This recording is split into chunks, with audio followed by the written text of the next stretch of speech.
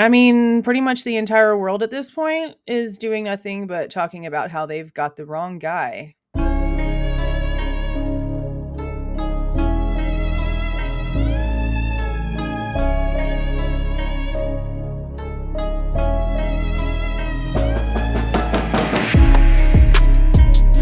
Hey guys, this is Jules with True Crime Reactions. Disclaimer. Everything stated in this video is my opinion and my opinion only, and just like everything else in these cases we discuss here on this channel, everything is alleged. All right, I just got home from our house signing, sat down, went to check to see if there was any new documents in the Idaho case, because normally the day after a hearing, we have documentation. And it's 4:20 p.m. It's Friday, May the 24th. Let me go on and check one more time and see. I just wanted to make sure it was showing y'all. Nope. So the last thing that they posted was the Zoom thing. So far, and I'll check whenever I'm done recording this, and I'll check again at the end of my editing session to see. So far, I'm not seeing anything. Okay.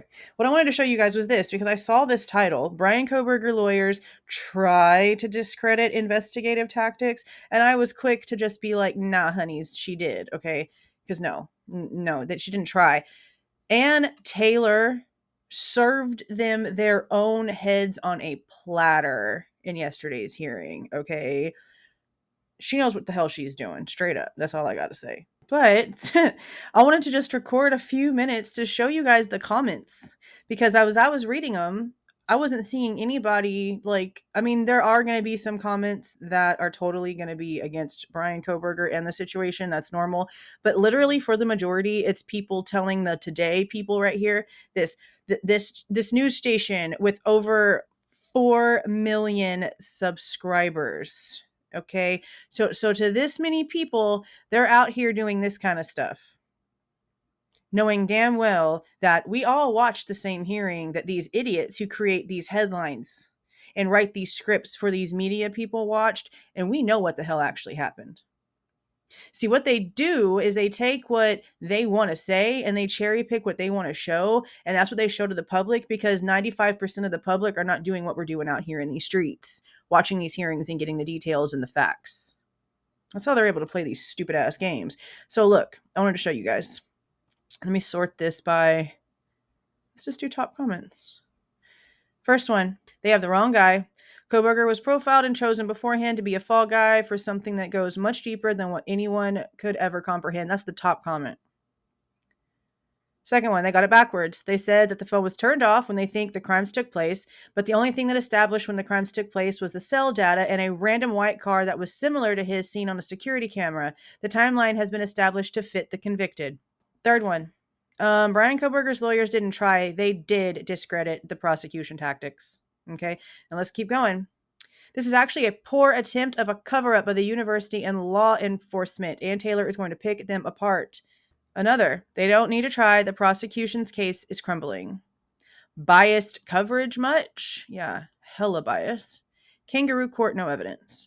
Most people I talk to say, how can they convict with no house? I mean, yeah, that too. And see, then we have comments like this.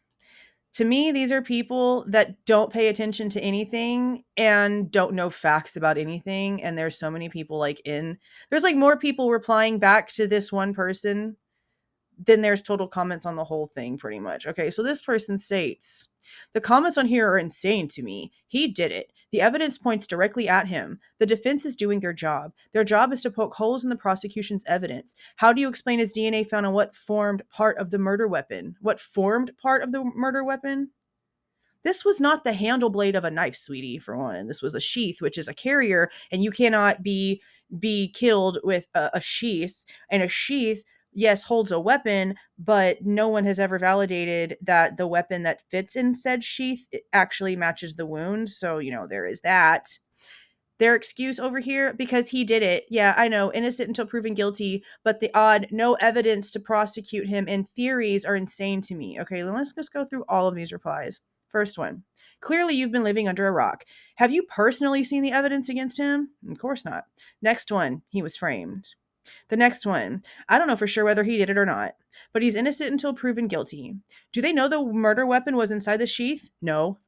No, they don't. It was transfer DNA. I'll touch DNA, but really no difference, honestly.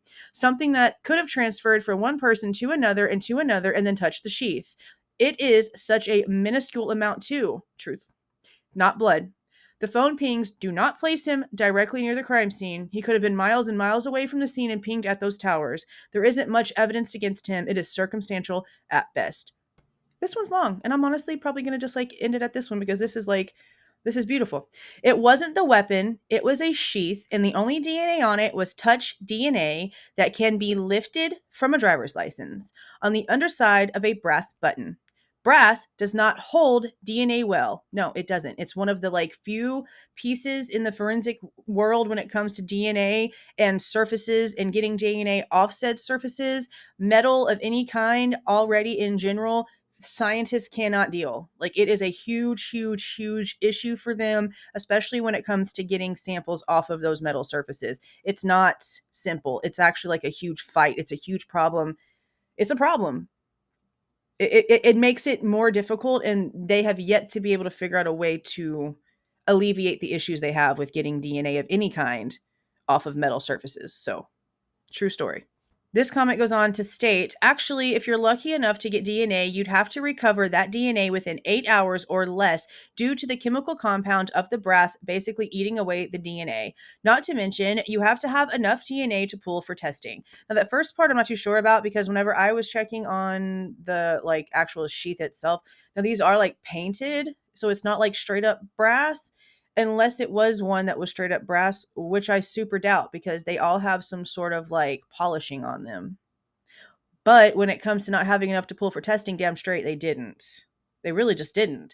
Definitely not to be able to get valid test results because you have to get a new sample from the same control sample to test to make sure that the results you're getting match, and you have to do it at least 3 times. You have to. Like 3 is the minimum. And that's how I was taught anyway. So I don't understand why they're going to, just think that we're stupid to think that they were able to do all of these freaking crazy things and shove this stuff all over the place and have 25,000 different agencies touch it. Okay, maybe not so many, but you know what I mean? It went from Moscow to ISP, or I guess ISP would have been the ones that actually collected it. It went to them and they did some stuff in their lab there. Originally, remember, they didn't find nothing. Literally at all. They found absolutely, absolutely nothing. Then, all of a sudden, they find this single male profile and it gets shipped over to Othram, and then Othram's doing things to it, and then the feds say, hold up, stop everything you're doing and give us everything and don't touch anything and don't say nothing, and now it's our job. Don't touch it. And then magically they have like a family tree that they're pointing at, but no proof of how they got to that family tree. And, that's why it's such a big problem. That's why the touch DNA is such a huge issue. The prosecution have claimed the PCA is basically invalid. Yeah, they did. We didn't talk about that, but they did. They really did. Whenever they came out here and were like, no, the PCA is invalid or irrelevant, the PCA is irrelevant. Excuse me? What do you mean the PCA is irrelevant whenever that's literally what you use to arrest the person that's you're like 3 people standing away from in court? What do you mean? What do you mean?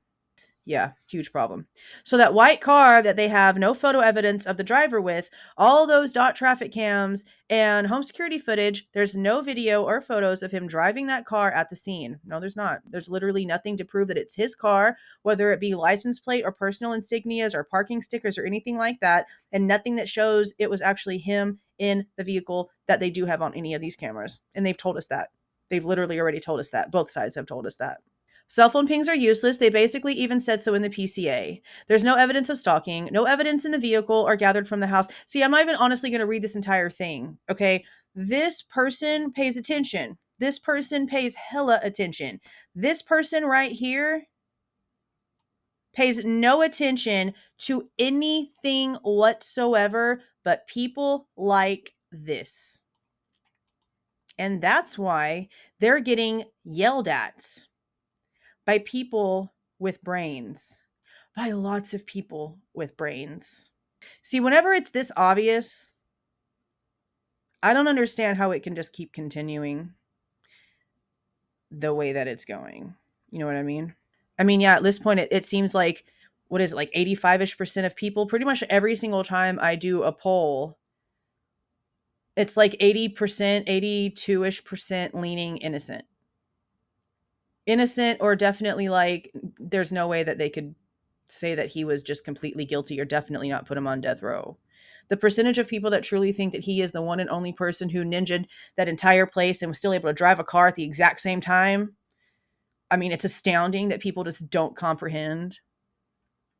If he actually ends up being like the person that does this, I will have to sit back and literally rethink everything that I know about reality.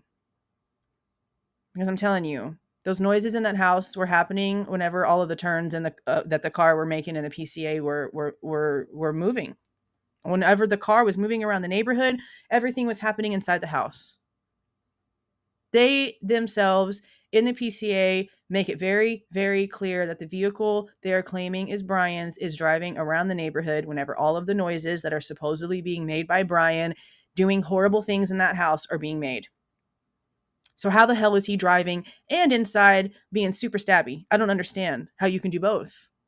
Because, in this reality, the one that we currently live in, you can't.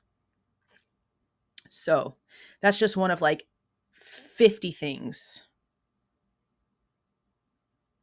on the I can't, you can't, he didn't do this list.